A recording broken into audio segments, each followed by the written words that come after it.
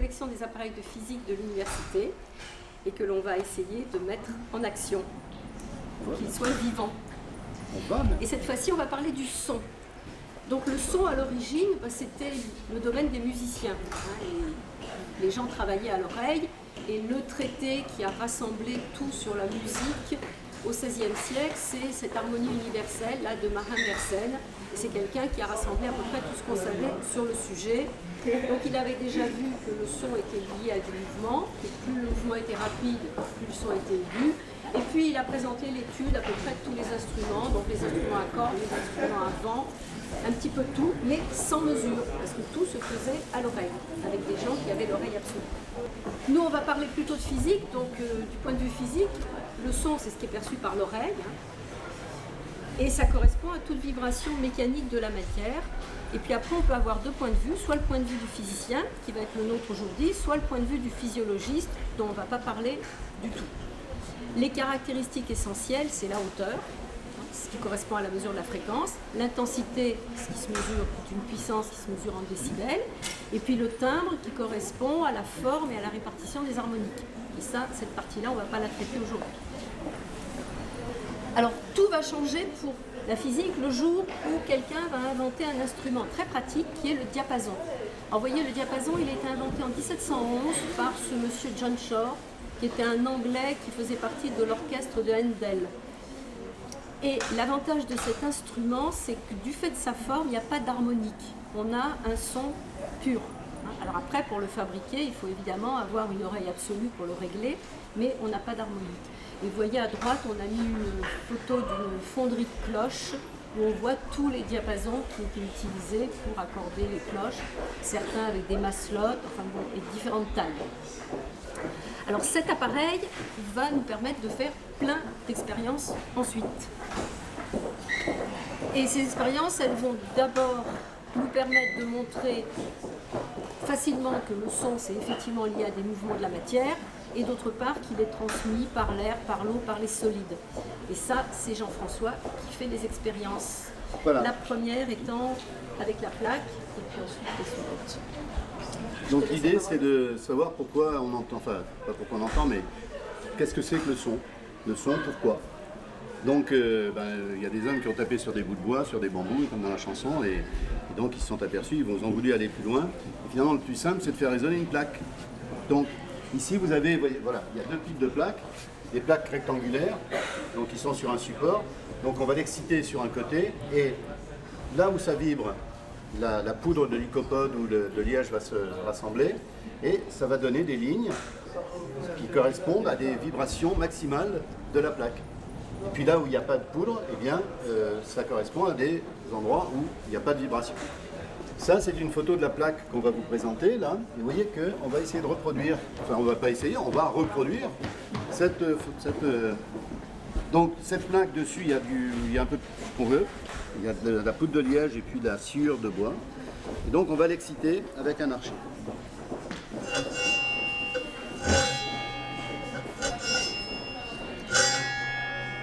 Donc, voyez, regardez, approchez-vous, approchez-vous, approchez-vous, venez voir, hop, n'ayez pas peur, on vous demande que 15 € à la fin.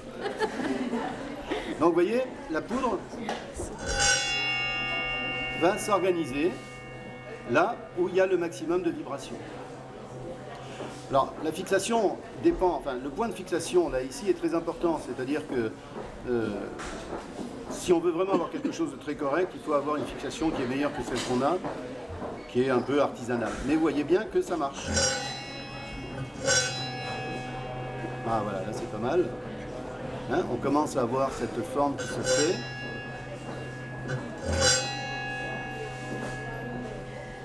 Alors ce qu'on peut faire maintenant, c'est diapason. Alors avant de faire le diapason, il est bien connu dans les universités que toutes les cloches résonnent. Voilà, il suffit d'avoir un machin, c'est un émissaire de Magdebourg, vous savez le truc pour montrer la pression. Maintenant vous voyez, ça résonne. C'est une cloche, donc une de plus. Par contre, comment on met en évidence maintenant le fait que ça vibre? Parce que là ici, si je mets la main dessus, je sens rien. Par contre, si je prends mon petit diapason, allez, viens coco. Voilà. et que je mets l'ongle, hein, j'ai un picotis. Alors, ce picotis, on va le voir différemment. Et hop.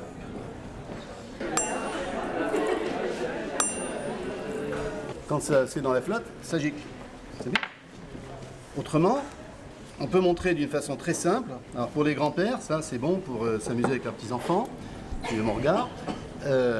On prend une balle de ping-pong, on la peint en noir parce que c'est plus joli. On fait un petit trou dedans, on met une vis, on la met au bout d'un fil. On excite le diapason. Et hop, on joue au ping-pong tout seul. Et alors donc ça vibre, hein, ça vibre bien.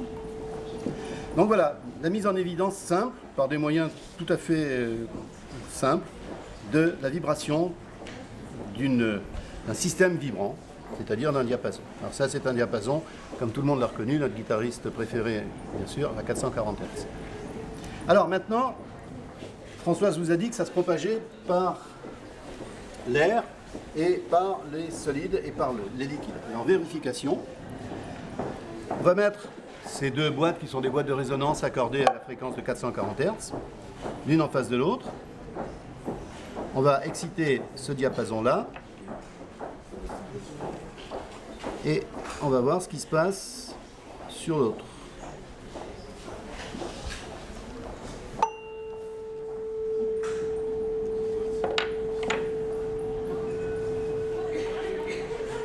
C'est magique, ça marche.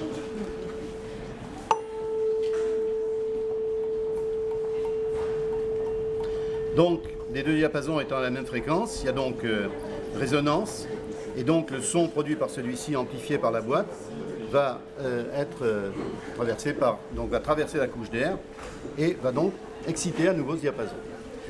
De la même façon, si je le mets comme ça maintenant, alors là il va falloir faire un silence absolu, de façon à ce que vous entendiez. Vous entendez rien. Très peu.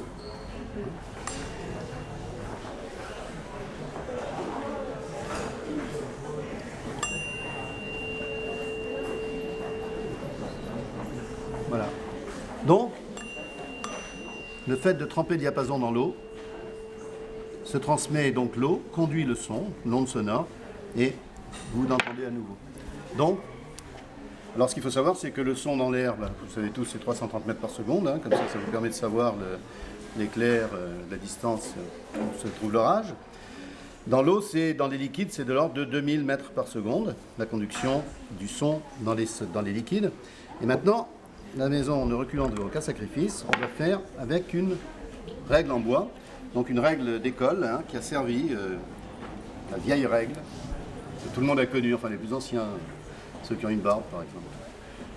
Voilà, donc si je mets en contact comme ça, je l'excite.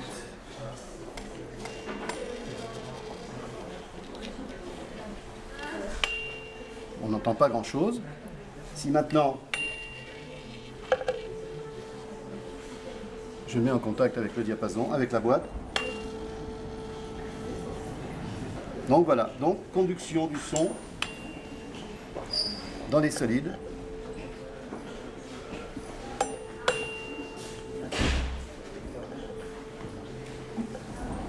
Et là, la vitesse du son est de l'ordre de, dans les solides, de 5000 mètres par seconde. Donc voilà des moyens simples de mettre en évidence le fait qu'une vibration existe, c'est-à-dire que le diapason vibre, ce qui provoque le son, et que le son se propage par l'air, par des gaz, par des liquides et par des solides. Alors tout ça, c'est faisable uniquement à l'oreille. On n'a toujours pas fait de mesure. Quand on va vouloir faire une étude physique du son, on va vouloir mesurer les fréquences, les longueurs d'onde. Ça veut dire qu'on va déjà avoir une théorie ondulatoire du son, et pour faire des mesures, on va avoir besoin d'appareils, et donc de constructeurs d'appareils. Alors, les constructeurs d'appareils, sur les appareils liés au son, il n'y en a pas eu beaucoup. Il y a eu ce monsieur Albert Marloy, là, qui a fait le premier catalogue, vous voyez, d'objets d'acoustique en 1840. Et entre autres, ce type d'appareil-là, c'est lui qui l'a inventé. Et puis ensuite, on a eu Rudolf König qui a beaucoup travaillé avec Helmholtz, donc qui a fait beaucoup de physiologie du son. Et presque tous les appareils que vous allez voir traitant du son sortent de ces ateliers-là. Ça, on va dire que c'est un trombone de König, par exemple. Alors, le premier problème, c'est mesurer la fréquence. Donc on a des diapasons qu'on s'est accordés à l'oreille, mais pour mesurer la fréquence, il va falloir pouvoir comparer le diapason à autre chose. Et alors là, du coup, on a besoin de méthodes d'enregistrement. Les méthodes d'enregistrement, vous voyez, elles sont assez rudimentaires. Ici, c'est un papier noirci qu'on tire à vitesse constante et on enregistre le mouvement de la branche du diapason. Il faut que la vitesse soit constante. Après, il y a un peu plus sophistiqué, c'est un cylindre, c'est pareil noirci, qui est soit qu'on tourne à la main, soit avec un moteur électrique, ce qui est quand même déjà un petit peu mieux. Et là, vous voyez sur cette image qui sort d'un ouvrage grand public, on a messieurs Cornu et Mercadier qui sont en train de comparer le son du violon avec ce que donne un diapason, avec le système du cylindre tournant. Donc là, on va pouvoir faire des mesures de fréquence à partir du moment où on connaît la vitesse de rotation du cylindre. C'est aussi avec ce genre de diapason que ensuite M. Lissajou va inventer une méthode qui va correspondre, qui lui permettre de mesurer les fréquences et qui est le même principe que celui des oscillographes. Alors, nous, on va étudier nos sons d'abord avec le sonomètre, là. Ça, c'est une étude qui peut encore se faire à l'oreille. C'est ce qu'on va faire aujourd'hui. Un appareil qui permet d'étudier le mouvement des cordes. Et qui, si vous regardez, est gradué avec 3 échelles. Une échelle qui correspond à la gamme chromatique tempérée, une échelle qui correspond à la gamme vraie et une règle tout simplement en millimètres. Ce qui permettait aux gens de comparer, éventuellement de bien voir la différence entre un dièse et un bémol. Et si vous vérifiez, c'était les fréquences de l'époque. C'est pas 440, c'était 435 à l'époque.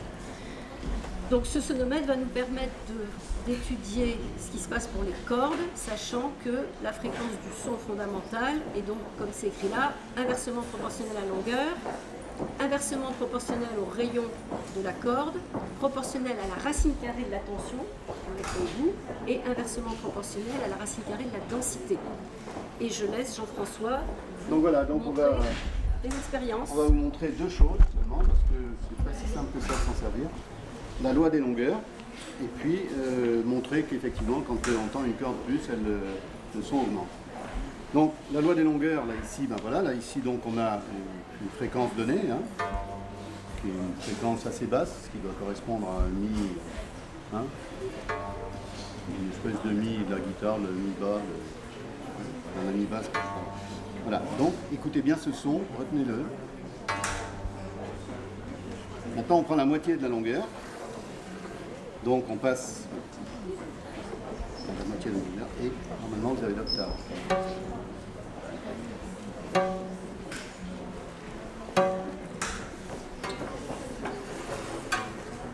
Vous allez souvenir.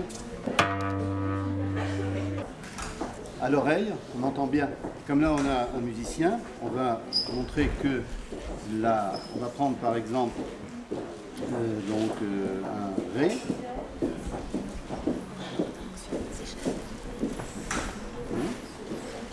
Qui est donc ici.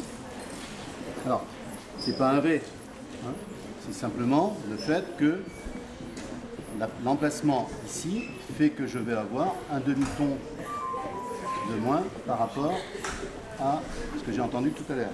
Vous voyez, c'est légèrement plus aigu.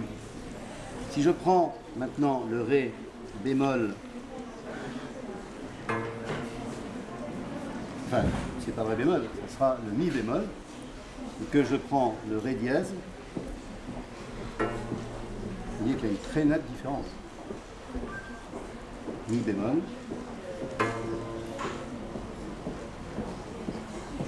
Ré dièse. On a un quart de ton entre les deux. Alors c'est pas facile à entendre. Mais c'est ce qui permet donc aux instrumentistes de pouvoir jouer de façon assez correcte les pièces qui sont interprétées. Le piano, malheureusement, lui, va vous donner un dièse et un bémol qui sont au même endroit. Le mi bémol et le ré dièse sont exactement au même endroit puisque les cordes sont tendues et qu'il n'y a qu'une seule couche. Par contre, les instruments à cordes vont permettre ce genre de choses. Ce qui donne une tonalité, une couleur à la musique. Maintenant, inversement proportionnel au rayon, le problème c'est qu'on n'a pas de fréquence mètre pour pouvoir l'enregistrer. Alors comment ils travaillaient pour enregistrer les fréquences? Bien. Ils utilisaient des stroboscopes. Vous voyez qu'on la voit vibrer la corde. Hein? Non, on va prendre comme ça. Donc si j'ai un stroboscope, c'est-à-dire que j'ai une lumière qui avec des trous et que je fais tourner la lumière, je fais tourner le disque troué devant une source de lumière à une vitesse donnée, il y a un moment où je vais voir la corde qui ne bougera plus. Donc je serai à exactement la même fréquence, ce qui me permet donc avec la fréquence de rotation de calculer la fréquence de ma corde. C'est comme ça qu'il fonctionnait. Comme on n'a pas de stroboscope et qu'on n'a pas de fréquence mètre, on n'a pas pu faire la step. Proportionnel à la racine carrée de la tension. Alors ça c'est relativement facile. Là j'ai un poids de 5 kg. Donc un poids de 5 kg, ça fait ce son.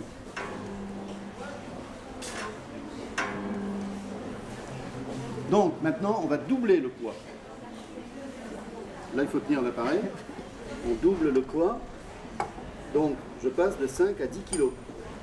Donc je vais avoir racine carrée de 10 sur 5. C'est-à-dire racine carrée de 2. Et tout le monde sait que la racine carrée de 2, c'est 1,414.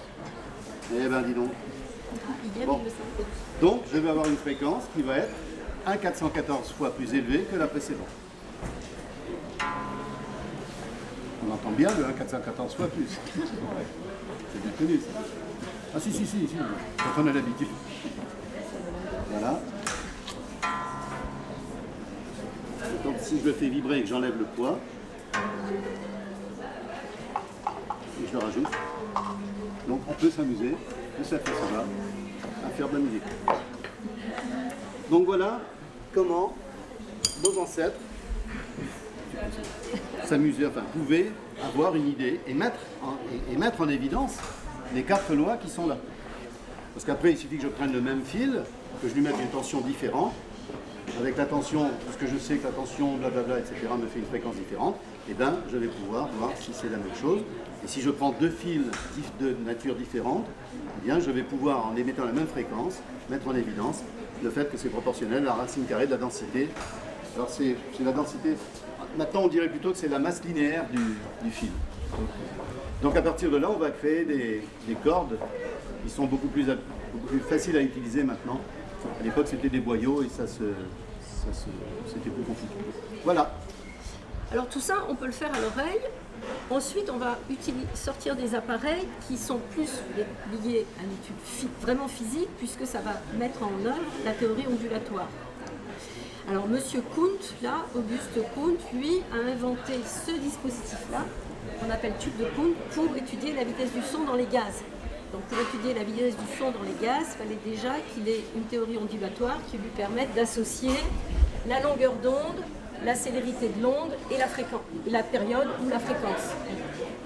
Et là, donc, on va produire une onde stationnaire dans le tube. On va pouvoir, nous, mesurer la longueur d'onde aujourd'hui, admettre la vitesse du son et en déduire la fréquence.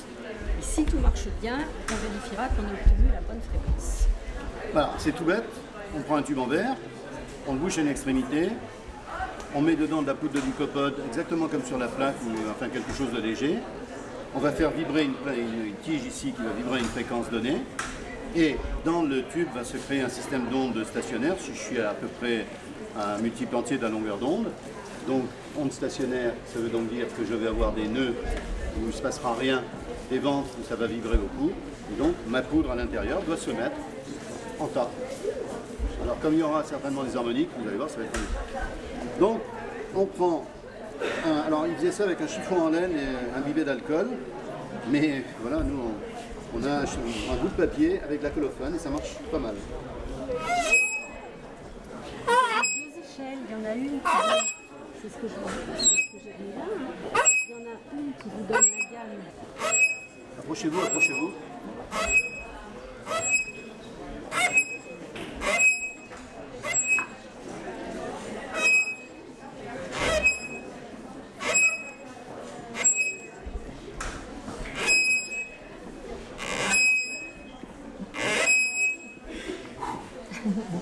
Les aires de la physique à l'époque, c'était, pour ceux qui sont des habitués, vous avez vu tourner des machins, des trucs et des choses.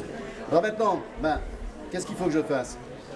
Là, j'ai un ventre, là j'ai un nœud, j'ai un ventre, j'ai un nœud, j'ai un ventre, j'ai un ventre. Alors on va prendre ici parce que c'est beaucoup plus joli. Là j'ai un ventre, un ventre, un ventre. Donc ma longueur d'onde. Là ici j'ai un maximum, minimum, maximum, minimum, maximum. Donc la longueur d'onde c'est la distance entre deux tas. Qui me fait normalement 13 cm. Alors, 13 cm. On va prendre notre tas, 13 cm, pas de problème. Donc, si on admet la vitesse à 330 mètres par seconde, on n'a pas d'autre possibilité. On utilise cette relation-là, donc on connaît lambda, on connaît C et on va en déduire N dans notre cas. Donc N, si je ne me trompe pas, c'est 330 sur 0,13. 330 sur 0,13. Tout calcul fait, c'est bon, on a fait le calcul déjà. Oui, mais je me souviens plus du résultat. 2533 Hz. 2533. On a nos feuilles de fonte, ça va un peu plus. Voilà. Alors évidemment, alors on va le vérifier, mais avant de le vérifier, c'est que cet appareil n'a pas été fait pour ça. Cet appareil a été fait pour mesurer la vitesse du son. D'accord ? C'est-à-dire qu'il connaissait la fréquence d'excitation, puisque j'avais la longueur d'onde égale la célérité sur la fréquence, eh bien j'avais la célérité qui était lambda fois, enfin la longueur d'onde fois la fréquence.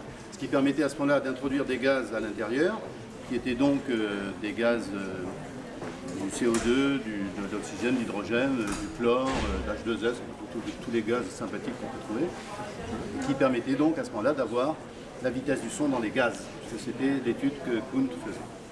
Alors, là, on s'est dit quand même, on va peut-être vérifier que 2533 Hz, c'est bien la fréquence qui était mise. Donc, on prend un micro tout bête, hein, on met sur un programme libre sur la toile, et on va l'enregistrer. Vas-y.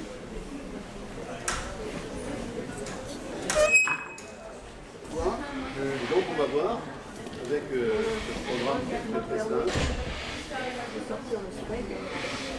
Mais vous voyez, on retrouve toujours le premier pic ici, 2541. Hein, on est toujours aux environs de nos 2533. Et ensuite, les autres pics, ce sont les harmoniques. Hein, 2 fois 2500, ça fait 5000. Là, on est 5071. 3